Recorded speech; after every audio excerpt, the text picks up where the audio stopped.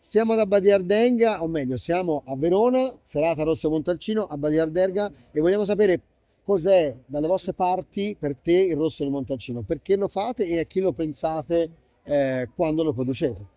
Allora, lo facciamo perché è una doc del nostro territorio che racconta il territorio di Montalcino e della Valdorcia, ma a chi lo dedichiamo? Io lo dedicherei ai giovani perché secondo me è un vino fresco di pronta beva che comunque ha una sua storia, ha una sua complessità anche in bocca, ha dei profumi particolari e secondo me si adatta benissimo per i palati giovani dei ragazzi.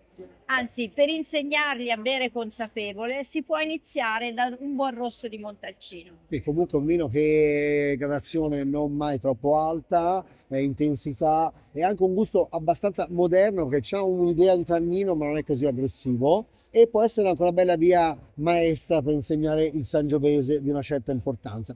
E stasera l'abbiamo dedicato alla città di Verona e alla cucina veronese. Sul tuo abbinamento preferito, i tuoi abbinamenti preferiti stasera? Allora, intanto ho molto apprezzato la cucina veronese, ma io trovo che il nostro rosso sia particolarmente indicato con i salumi, con gli antipasti e con i Sono formaggi. belli saporiti, belli Sono ricchi. saporiti e il vino completa e ripulisce la bocca